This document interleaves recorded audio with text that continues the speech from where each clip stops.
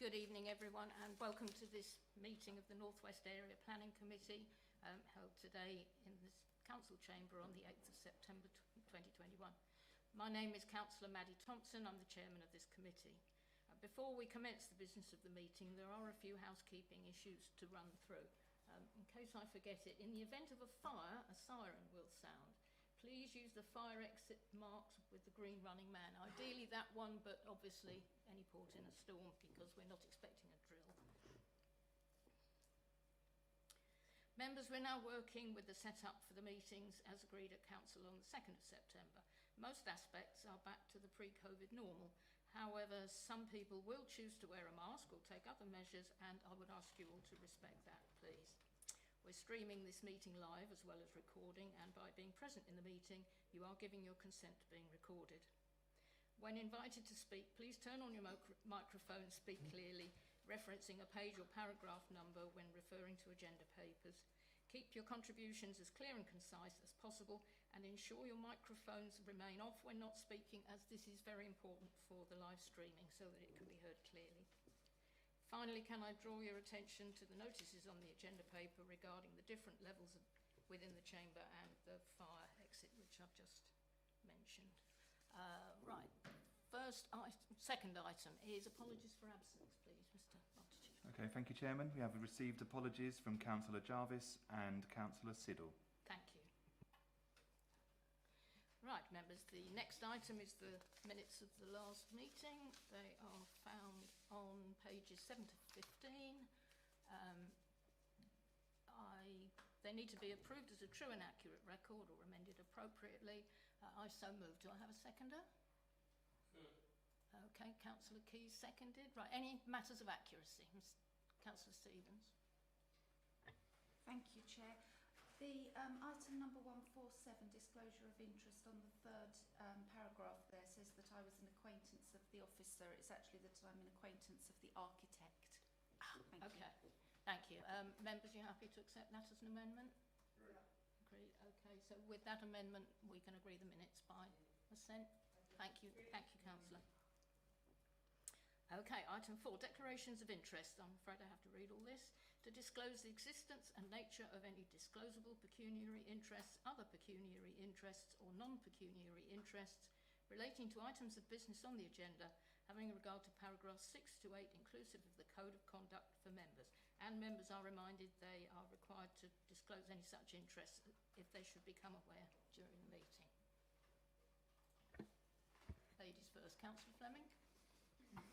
Thank you, Chair. Non-pecuniary as a member of Essex County Council who are consultees in planning matters. And then also I wanted to declare that I have met this gentleman here. I've spent some time down at Blue House Farm with the North Fambridge Parish Council. We went to have a look at the site and the scheme. Thank you. Thank you. Councillor Durham? Thank you, Chairman. A non-pecuniary interest as a member of Essex County Council because they are the lead flood authority, which is relevant in this case. Thank you. Thank you very much. Anybody else? Not seeing anybody else. Thank you. So item 5 is the actual planning applications found on page 17 onwards. Okay. When you get to speak, yes. I think this would be a good time, as I've just been reminded, for the planning officers to introduce themselves. So, Mr. Johnson. My name is Michael Johnson. I'm the Lead Specialist Development Management. Thank you. Thank you. And Ms Matthews. Good evening, members. Thank you. Chairman, I'm Catherine Matthews. I'm the case officer for the application, and I'm working in development management. Thank you. We do have a member of the public to speak following the presentation, so could we start with that, please, Ms Matthews? Thank you, Chairman. This is an application for proposed deepening of a 22 hectares part of the nature reserve for the wetland scrape in 3 locations, the construction of a raised footway, screening bunds, a base for a wildlife hide, and areas above the waterline for roosting and nesting birds. Along with the installation of 2 kilometres of anti-predator fence to a height of 1.8 metres to replace an existing anti-predator fence. So the location of the site is outlined in red on the screen there. The nearest residential property is to the northwest at the end of Franklin Road, which is roughly where that happens to be, that orange circle on the plan. Means of access to the site is via Blue House Farm Chase, which is to the west of the site, and then you've got the River Crouch just peeping up there at the bottom of that slide. A wider view showing where the application site is in relation to the rest of the nature reserve outlined in blue, and the village, North Fambridge, to the right there, to the left, sorry.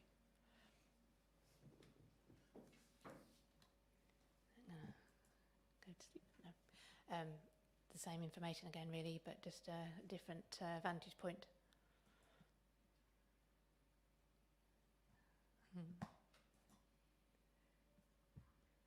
Let's try a keyboard. Right, so this is a layout of the site. Actually, before I go any further, I just wanted to remind members that there is an update for this application, which was previously circulated, and one further verbal update in that I have heard back from Natural England, and they have confirmed that a habitats regulation assessment would be required, which I have done and sent to Natural England. So this is the layout of the site, and you've got the 3 pink circles there, which would be the scraped areas, within which there would be raised areas, islands, and then you've got the proposed walkway, which is that red line coming in from the west towards a central area, which would be where the raised platform would be. The bunds would go either side of that proposed walkway, and the predator fence would go around the whole perimeter of the site.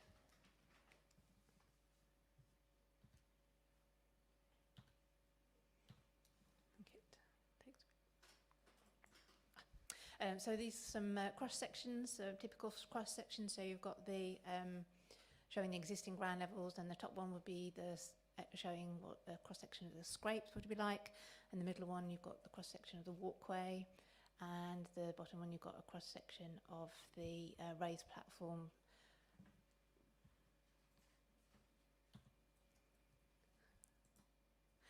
Some typical photos of the site.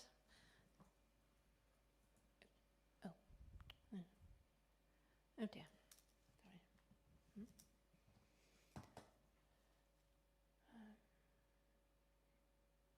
can't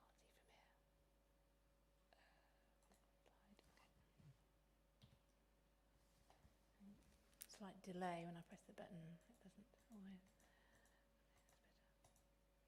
Okay. This is just to illustrate that there was a previous area of the site where a similar proposal for scrapes and wildlife enhancement measures was approved earlier this year. The current application site is just to the north of that red area there. So yeah, so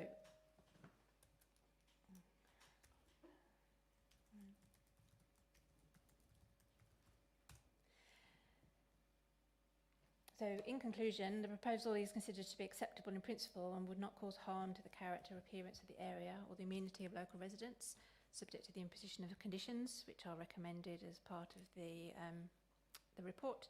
There are no objections raised in relation to the impact of the works on flood risk or drainage, along with highway safety and access, and the proposal would actually result in enhancements in relation to nature conservation. On the basis of that, it's recommended that plan permission is granted subject to conditions as set out in our agenda paper. Thank you. Thank you. All right, members, there is a member's update, but we have Mr. Alton to speak first. I'm afraid I'm not sure, sir, if you're the applicant or the agent. Just please. I'm the agent. You're the agent, okay. Please use your microphone. We're just getting the clock up, so don't start for a second.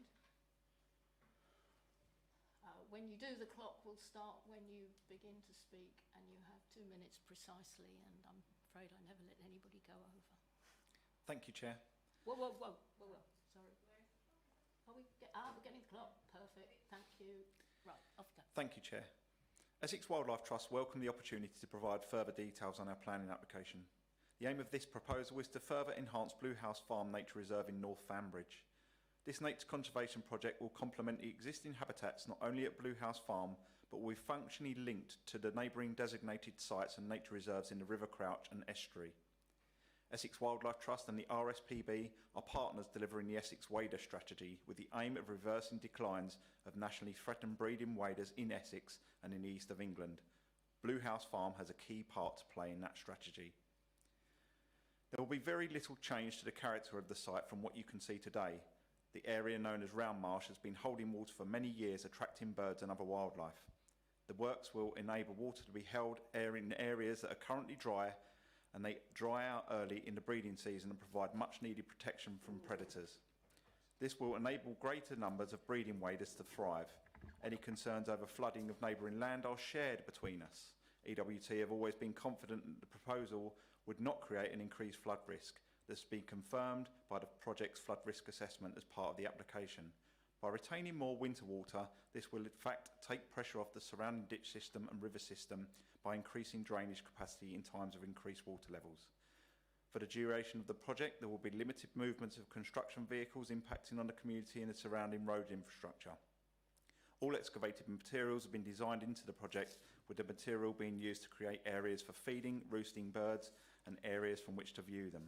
And finally, this wonderful nature reserve is and will continue to be not only a place where nature can thrive, but a place where people can thrive too. In a changed world, evidence continues to show that a natural environment rich in nature benefits the mental and physical health of local communities. Thank you. Thank you. And what excellent timing. Right, members, before we move to a proposal, I'm going to ask if there are any questions or items of discussion you'd like to raise, and then presumably when we've done that, we'll move to a proposal. Councillor White. Thank you, Madam Chairman. I'd like to thank Mr Oughton, because I also got an invite, but unfortunately I face planted and did some hardcore, so I couldn't actually go anywhere. But I do know the site very well, and I've been involved with it. I knew the owners before. I always bring these forward because I'm always a bit wary of them, you know, just digging into the ground. I'm always a bit wary, but I approve the last ones, that's fine. I'm a bit surprised, really. I might have misheard the officer's presentation because it sounded like MDC had sent in the HRA, whereas I understood that was for the applicant to do. So I wondered who did it and if the authority sent it in and why they did. And my view is that this should be deferred until Natural England have consulted, because we have one of the best areas of grassland in the UK for Brent geese, which we do free of charge for nature. So we work very closely with the directors of Natural England. And I understood, I could be wrong, that HRAs had to be approved and commented on by Natural England. And I just think that we really should take their view. I'm sure they won't have a problem once they've read it, but I just think if we're going to be mindful, we should get that double checked first, because I understood they had to approve them before going ahead with any work. Right, could I have the answers first to the question, Ms Matthews, and then we'll move on to whether approval is, deferral is appropriate, or I would have thought more likely condition that it had to be approved before the planning application was finalised. So, Ms Matthews. Okay, thank you, Chairman. The requirement for doing the HRA, Habitats Regulation Assessment, falls with the Council as the competent authority in these matters. Sometimes the applicant can submit their own no, that's why it's checking ahead.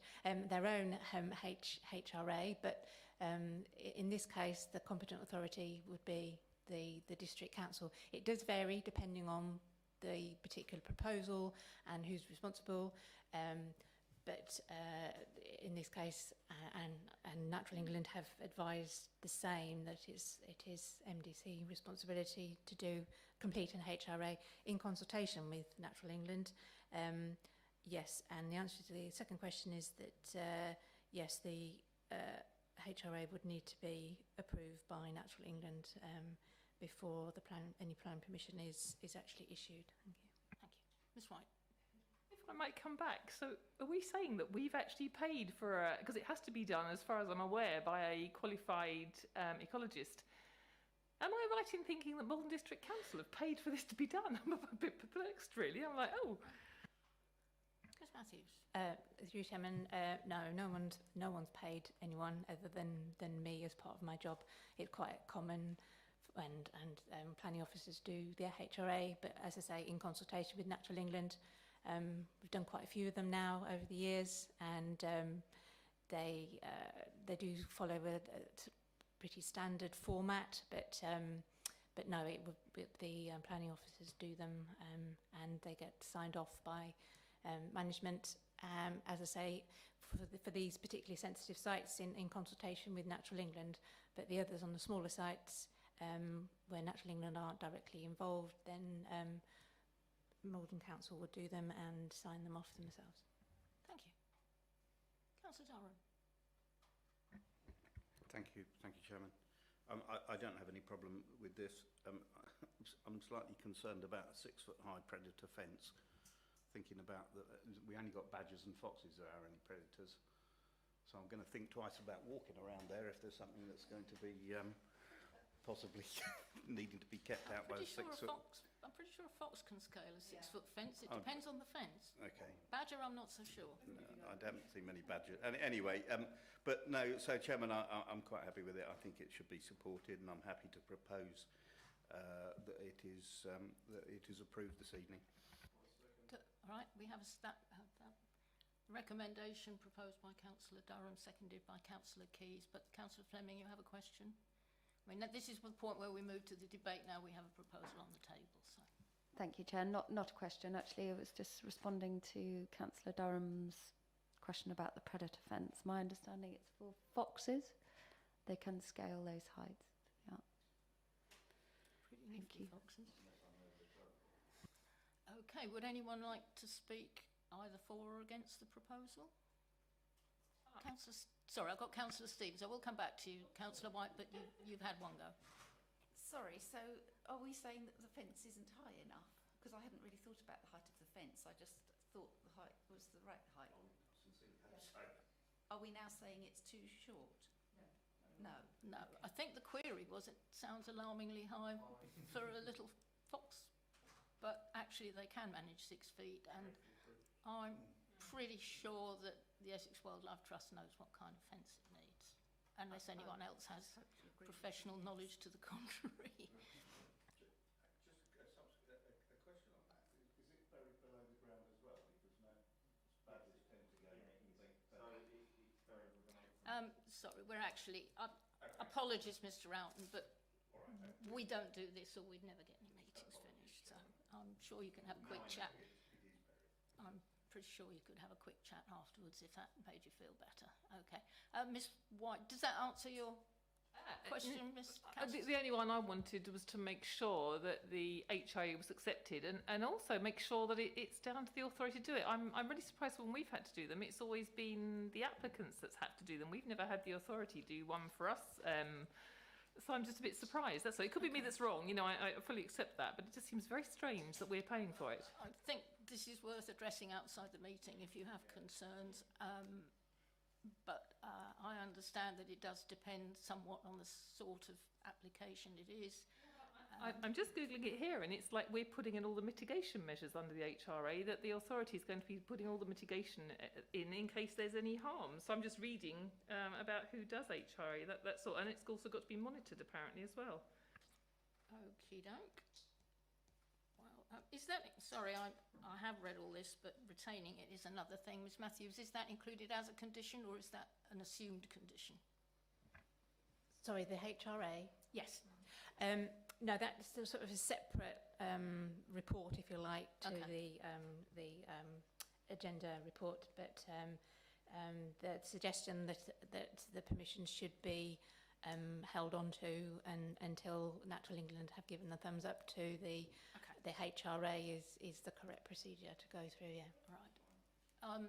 On that basis, are we happy to go to a vote, members? So could we have show of hands in favour of the recommendation to approve? I'll put mine in there. That does seem to be unanimous. Thank you very much. So the application is approved in line with the officer's report. Thank you very much, everyone. The only other item is other items of business the chairman decides are urgent. There are none. So number 7, members and officers, thank you very much for your contributions this evening. I draw the meeting to a close at 7:47. I think that's a record.